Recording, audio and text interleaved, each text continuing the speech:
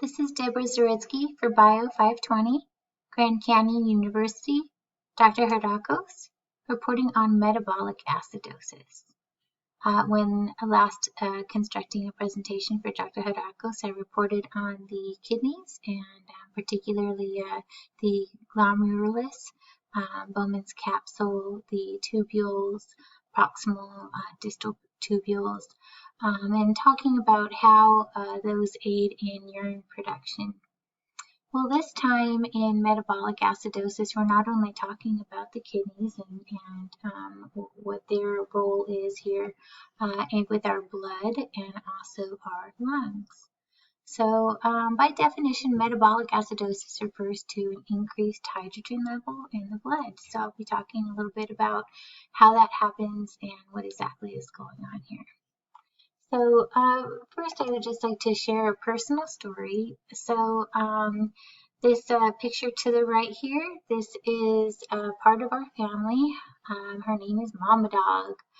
She's a Chihuahua that I had for many years, and she passed away last year from diabetic ketoacidosis. So diabetic ketoacidosis is an example of metabolic acidosis. So what happened to her? Well, I noticed that she was urinating inside of the house very frequently, and as I said, we had her many years, and she used a doggy door, and she was trained that way, and so I noticed that she was drinking excessively. She was very lethargic. We would go on walks, and she was just exhausted is an understatement. Looking in our picture to the left here, this is basically the symptoms that she depicted. And even though, canine and human, there are many similarities as far as the symptoms are concerned. Taking her to the vet, they did confirm that she was diabetic and that she was pretty far gone and would soon be slipping into a coma. And so, unfortunately, that's how she passed. But she did have a very good life. But I chose to report on this because I was curious as to what was actually happening. So, what is acidosis? According to Sherwood, when plasma hydrogen ions are increased during acidosis, more hydrogen is kept in than normal. So at the same time, a alkali molecule, bicarbonate, a form of carbon, is filtered more than normal because more of the plasma bicarbonate is used up in buffering the excess hydrogen in the extracellular fluid. So when plasma carbon dioxide increases, the rate of hydrogen secretion speeds up through cellular respiration and chemical processes.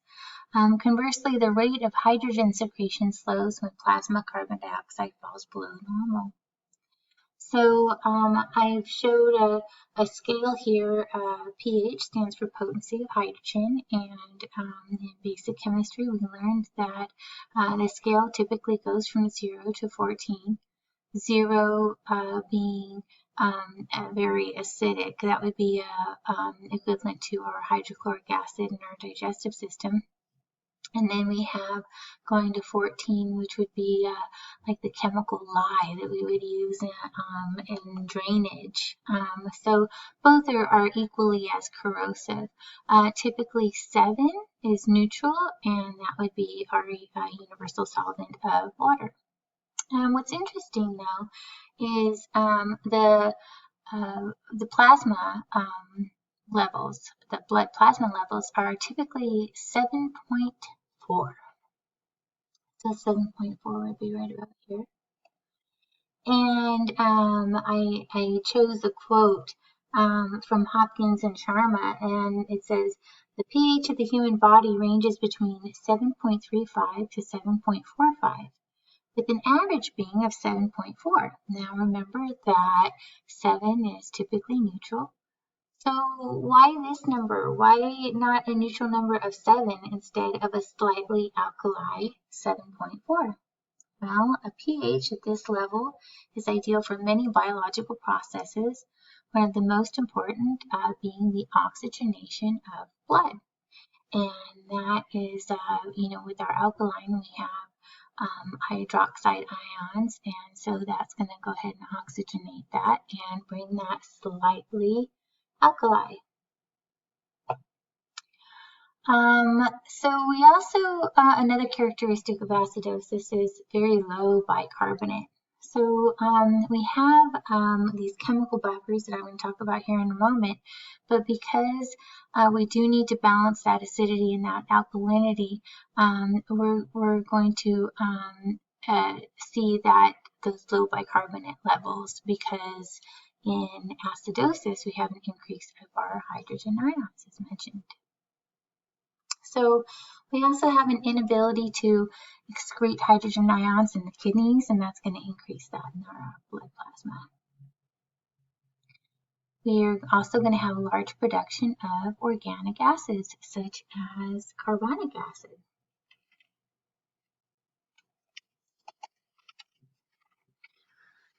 So what is actually occurring when we have the acidosis? And the kidneys are going to excrete more hydrogen and conserve more bicarbonate, as mentioned. And an interesting thing is the lungs are, as I had mentioned, they're going to be involved here. We have kind of a defense system. As I was doing my research, it was saying that we're going to have something called a chemical buffer system that's going to be our first line of defense when we're talking about the acidity in the blood. Secondly, we're going to go ahead and have our kidneys as our second line of defense. And then lastly, we're going to have our lungs that are going to go ahead and defend us there. So those lungs blow off additional generating carbon dioxide. So in, of course, metabolic activities, we got to go ahead and utilize that glucose. We're exhaling carbon dioxide. So that cellular oxidation yield is going to increase in that metabolic energy. So with the chemical buffer systems, we have one in particular called the phosphate buffer. And so when we see our P here, that's going to go ahead and stand for our phosphorus. So this has one acid phosphate salt, which is NaH2PH4, which is shown here. That's going to go ahead and donate a free hydrogen, and the hydrogen falls, and a basic phosphate salt, which is Na2HPO4. Disodium phosphate accepts a free hydrogen when the hydrogen levels rise. So again, this is to try to balance it out there. We have our carbonic acid and our sodium.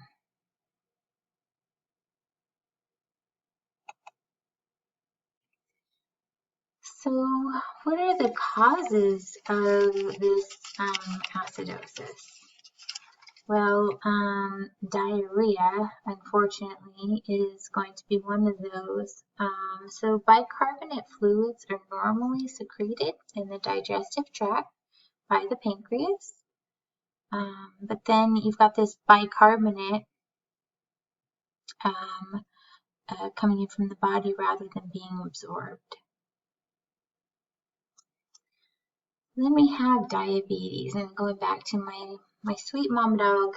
So she did have diabetes. Controlling the diet of a dog is more difficult, than we think, especially in these times. It's we associate food with caring. So what she had is the abnormal fat that was metabolized from the inability to process glucose with insulin resistance. Insulin resistance is also a characteristic of DKA, diabetic ketoacidosis. So it leads to the formation of ketoacids with an increase of hydrogen in the plasma. So in regards to strenuous exercise, we know that we get that buildup of carbon dioxide, and that's going to create a lactic acid. So the muscles start the anaerobic glycolysis, and this also increases our hydrogen levels. We also have renal failure or kidney failure, and this is where the kidneys can't excrete hydrogen made from the non-carbonic acids, and the hydrogen is going to go ahead and accumulate. We also see a rise in the carbonic acid with dehydration. So we're going to have some increased potassium levels, mentioned decreased blood pressure. We have a change in our levels of consciousness, get a little confused, headaches. Yeah. So according to Palmer and metabolic acidosis and advanced chronic kidney disease is caused by failure of the tubular acidification process to excrete the normal daily acid load. So this is metabolic acidosis, which is very much opposite of metabolic alkalosis. And we see that with many of the symptoms are kind of just the opposite. Thank you for watching. Here are my references.